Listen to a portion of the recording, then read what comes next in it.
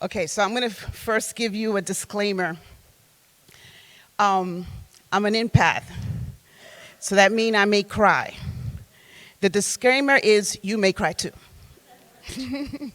But I'm going to share with you my story. My story, I'm a twin. She's in education too, but I'm the pretty one. We came, my mom migrated from Dominican Republic with her 5 children and my grandmother to Puerto Rico, met my father, had my sister and I. I'm the baby of the baby because I was born 36 minutes later. Feet first, meaning, yeah, exactly, ouch for my mom, but I landed on my feet.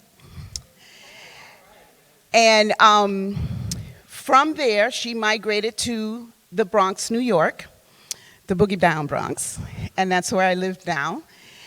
And my mom had a very strong educational value in the household, which, you know, here I am. And she's with me too. And she, with my siblings, and my mom and my grandmother, I had an experience where, when I was little, that there was always chaos. There's always stuff happening around, adults walking around and doing things, and I saw a lot of things that I didn't need to see. I witnessed a lot of things I didn't need to see, and experienced things that are still painful to this day. But there was one thing that really stuck with me as a little girl. You see, my sister, the brilliant one,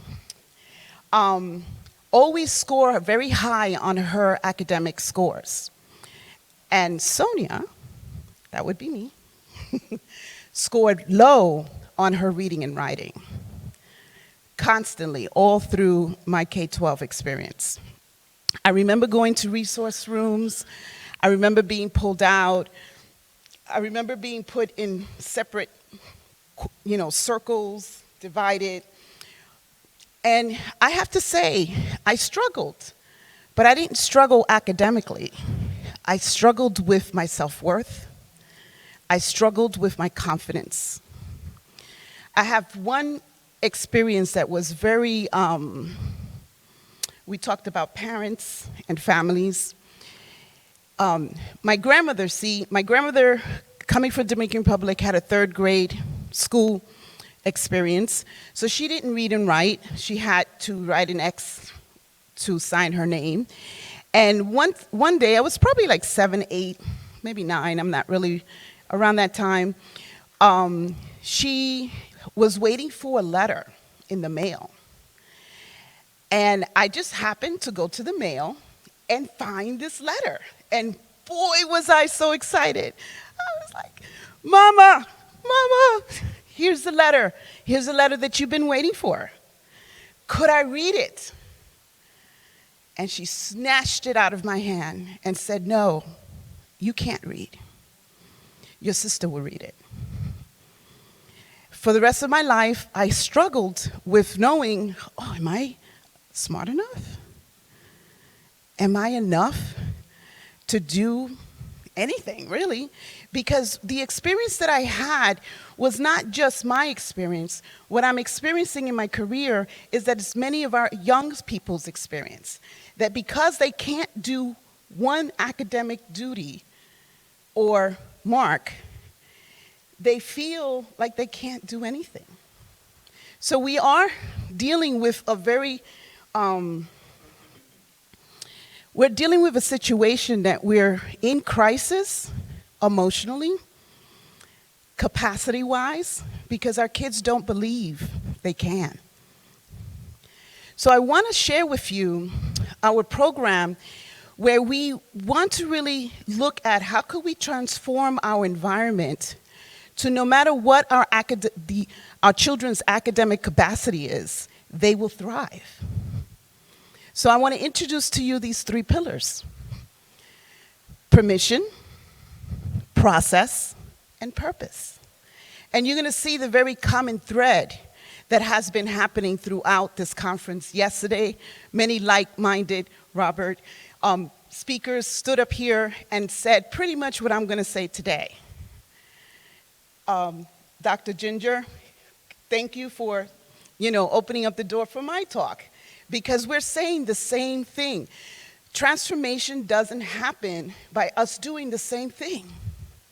We got to figure out what is it going to take for us to first give permission to our kids to be curious about the world. In today's world, there is no way that any child, including 3-year-olds, could not see the chaos that's happening in this world. From their household, to when they walk to school, to when they're in the classroom. Perfect example. Where's my teacher? And why do I have to wear this mask? Let's explore their interests and talents and meet them at that level versus looking at their shortcomings. Oh, you can't spell. By the way, I still can't spell. But I got over it, right? Thank God for Grammarly.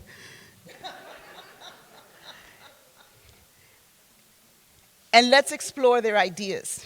I really believe that our children have ideas now today, as young as kindergarten, that will help us solve these problems in the world.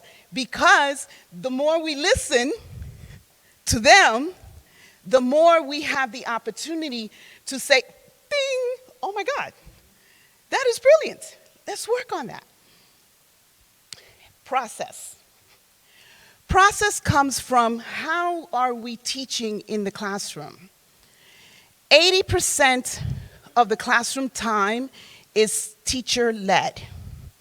Meaning, if I'm this smart, I'm a little smarter, I got a PhD, right? This is how much the kids are going to learn.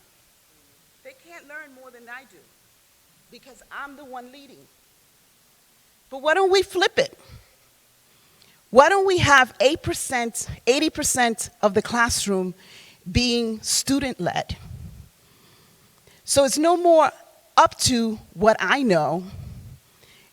Actually, it opens it up to be infinite learning possibility. When the teacher learns and is curious and explores alongside of our students, we get to discover things that we didn't even know and learn together and have this opportunity of endless evolvement and thriving. Purpose. As we've heard with many, it's not about your purpose, it's about their purpose. Why don't we explore the world's issues? Because I bet you our kids, their impact, the way they're coping, we're increasing, and it's not even increasing, we're acknowledging the mental health issue crisis that we have with our young people. We've always had it. But now, because of the pandemic, we got this viewpoint of like, oh my God, our kids are like suicidal, cutting, depressed, isolated. Give those kids an opportunity to be part of the solution. Let them start working on what matters to them. Let them start making a difference through action in their own community. They heal. Through action, we all heal. That's why we're all sitting in this room, because we know that by every time I get up and do something for what I believe in, I get up in the morning to do this, to share this word. I heal. So we need our children to begin healing now, not when they graduate or go to college. They need to start being in the process of being in the world and being part of the world's evolvement. So Ideas Empowered by Youth is designed to create the next generation of social entrepreneurs. And basically what we're saying is, let's have our kids be engaged in academic through the process of developing, creating projects that make a clear impact in their own community. That's a video. Should I? Oh, there it is.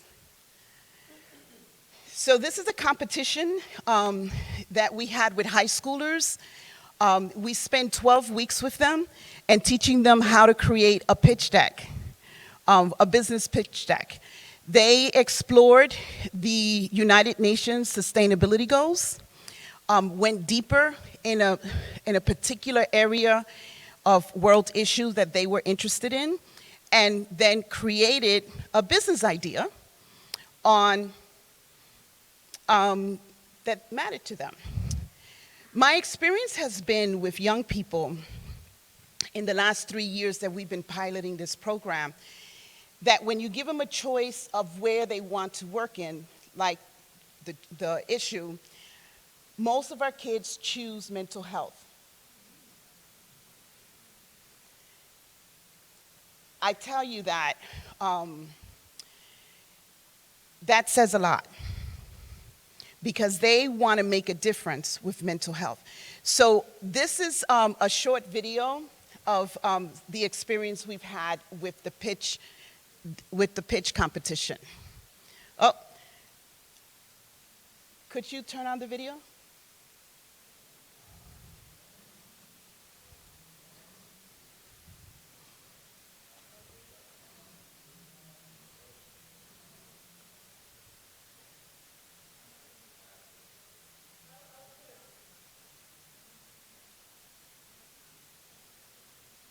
It's great because I'm moving fast anyway.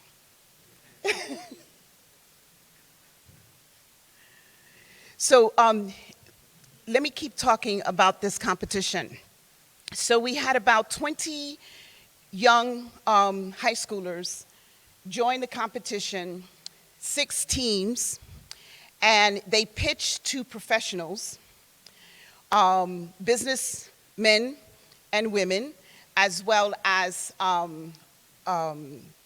just social workers and professionals in the field. Once they pitched, we also had sponsors sponsor the awards. So the first prize was $2,500, second $2,000, third $1,500, and the last 3 got $500 to put back into their company. So now they have this money that they have to create a budget with. How many of you are so good with math? And you'll see it with this video.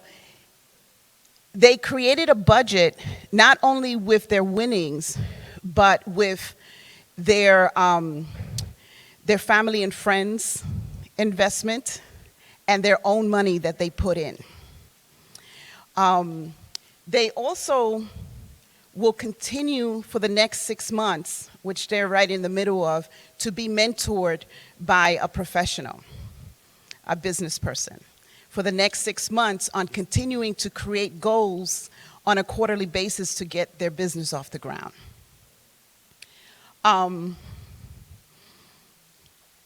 Should I move on? Almost there. Okay, there you go. I have to say, these young people, I'm trying to figure out what distinguished them, because some of the mentors is like, these kids are amazing. They're so brilliant.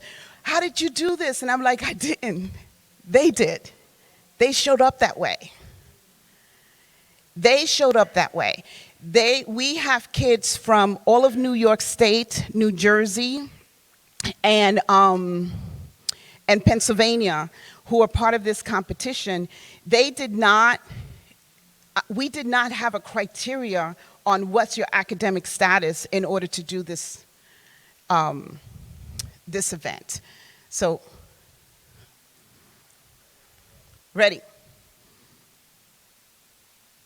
Our young people not only are brilliant, but have the potential to make a difference in today's world. These young people are a clear example what it takes to have an idea and take it to the point where it's going to impact their community and beyond. Collectively, all of us need a positive way to uplift ourselves. We believe by promoting a welcoming environment where people can express themselves creatively, we can do so. Well, we decided to create this because we wanted to use the gift of our sun effectively and use the energy in good ways and use them for convenient and renewable use. Inside the box, we will include candles, sugar scrubs, body scrubs, lip scrubs, body butter, different snacks, lotion and creamers, jewelry. Our problem statement is how has academic difficulty led students into the wrong direction? A subscription to TLC Artistry will include receiving a box full of the necessary art supplies needed for that month's theme. For instance, 1 month's theme may be the creation of jewelry. We incorporated wings. The untethered aspect of wings incorporate a sense of freedom and ability to fly away from negativity and the roots of our problems. So what can fix this rise of hate as a result of economic inequality? We need more, better, and accessible education, more labor unions, and we need to take care of the middle class. We are planning to start out with $4,100. $2,500 is going to be our potential grant. $600 will be owner's contribution, and $1,000 will be family and friends investment. The suicide rate of Black males ages 15 to 24 years old rose by 47% between 2013 and 2019.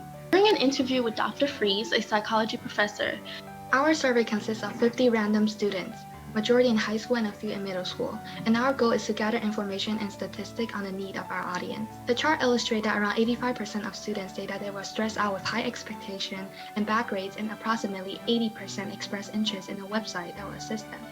I think this is a wonderful idea, the platform for connecting students with tutors in their own age group. Our next steps will be developing a website to further enhance our goals and to make access to our products easier. The coronavirus pandemic has thrown all of us for a loop. Through isolation, people have been dealing with many mental health issues such as anxiety, depression, and suicidal tendencies. Not only are you encouraging people to do something else with their time than just stream Netflix and create something, but also that there would be a community for them to come to. Created this book backpack to help our community, and not only for kids alone, but for adults and everybody. I came up with this equation: a sustainable economy equals freedom plus incentive plus opportunity plus everything plus profit. I am loving that every founder have incorporated social impact into their business model. I love the 5% back to make a difference. When I look at you guys, I see the future. The ideas that you guys have to help heal this world, I know we're in great hands.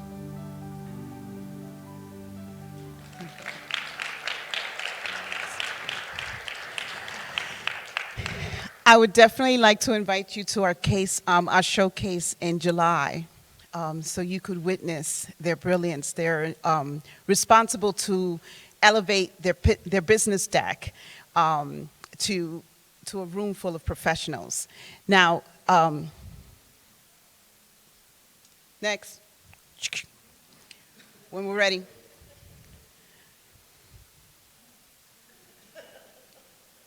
There you go. So this is our signature program. So we're definitely going to have the opportunity to do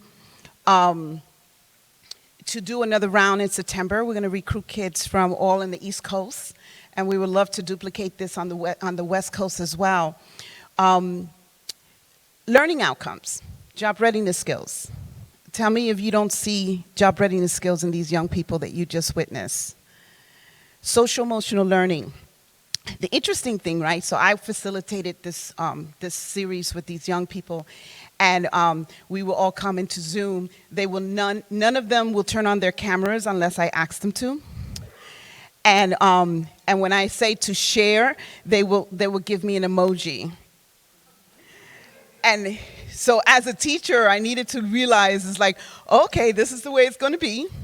And we're going to do this, and we'll send them out into their breakout rooms and give them a task, right? So each week they had a certain artifacts or project to complete. And the truth is that they had to work with each other and figure it out. They had to figure out what social emotional skills look like, because they had to problem solve. And yeah, they came back and they were like, Jessica didn't show up again today. I was like, give her a call, see what's going on. And they'll come back and they're like, oh, she was running late, she's here, right? Not much, it didn't take me much to facilitate this, because we want to put social emotional learning in a box in our education systems. It's not a separate course. Social emotional learning is part of us living and relating to people and understanding what we want for ourselves, so we could be clear on who are the people that we want around us, right? So why don't we start when they're young? Presentation skills, as you saw, advisory and validation from real-world professionals and entrepreneurs. Now, I really thought about this in this process, because when young people, or even myself, I thank you all that gave me acknowledgement for yesterday's panel. I felt so good. And it validated me to be here today in a good space. Like, I need that. How many times have I done this? It doesn't matter how many times I do it, I need validation. But I need validation from an expert. I need validation from a professional. That's the classroom. The world is the classroom. My goal is to bring the classroom, the world, to our young people. And then career pathway, each component has an opportunity for them to explore their careers. Some young people is like, well, I'm going to college. Do I have to study mental health? I'm like, no. You can study whatever you want, but mental health is something that matters to you. You could do it in so many different ways. You could keep working on your business. You could volunteer. You could write a book and still make an impact with mental health. Our young people need to know that career pathways is not doctor, nurse, teacher, fireman, the basic, right? And then decide when they get to college, right? Why don't we have them start figuring it out way before college? Kindergarten. And civic engagement, allowing our young people to actually be on the grounds, foot on the ground, and start serving our community, which they know how to. We have a partnership with Ladderworks Publishing. They design books of world issues, and they actually created in an animated way where they tell the story of a real-life hero in a way that young people as kindergarten and third graders could understand. From the books we take and we did a curriculum where young people's outcome are understanding world issues, service, empathy, and collaboration. So even as young as kindergarten, we could start having conversations with our young people on what they see. Trickle Trouble is about the pandemic, the flood, and then a tornado. So this is a real way to begin having these conversations with our kids. And then we created other curriculums. I started with entrepreneurship, and what I realized is that if we start having topics that our young kids, our young people could start exploring because they're interested in now, that doesn't mean that that's what they're going to do for the rest of their lives. But what it does mean is that they're going to learn how to explore. They're going to learn how to experiment, to deep dive and understand a topic. They're going to learn how to research. They're going to learn those entrepreneurship characteristics that we all know, tenacity. They're going to learn how to stay committed. They're going to learn how to build relationships. So we have these topics here that are focused on health and wellness, creating peer ambassadors, peer-to-peer education, entrepreneurship, which I spoke about, health and wellness. Health and wellness is like, you know, I didn't learn to like yesterday. It's like I'm finally figuring out like this financial thing going on, you know? It's like I was just talking to you, right? Guess what? I'm going to move to New Jersey. I'm buying a house. After spending years of spending thousands and thousands of dollars in rental, right? I didn't have certain specific skills and mindset to have a prosperity mindset. We could start teaching our kids prosperity from the moment they are in school. What is prosperity? Having a good lifestyle. How do you have that lifestyle? You have habits, you have practices in your life in order to get there. And they also do a service project. Climate change, community organizing, developing community leaders for change, and urban farming, which is one of our latest development. We're going to actually pilot it this summer, where we're looking at youth having a voice about food and their relationship to food in their community, and actually creating business in their communities for farming, for urban farming. And art is a commodity. Come on, where the future's landing, NFTs. So we partner with professionals to develop these curriculums. So the goal is to partner with the professionals as an expert in one of these areas so we could design the curriculum to have the specific deeper learning. What's important is that we partner. Key element, we partner. We do not just give you a curriculum. We want to make sure that we are in relations on how do we transform the culture of learning in order, you know, for the kids to get the most experience possible.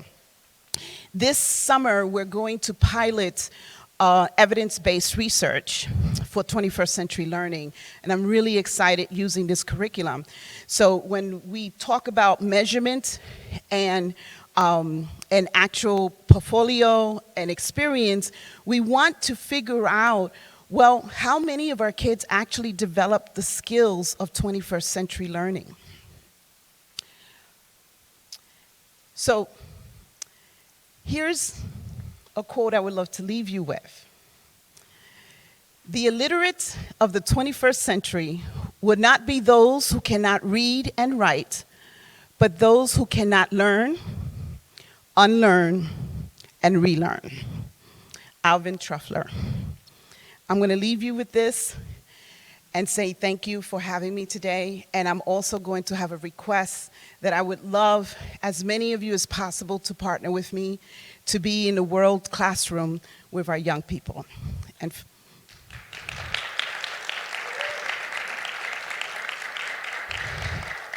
I have 1 minute for questions.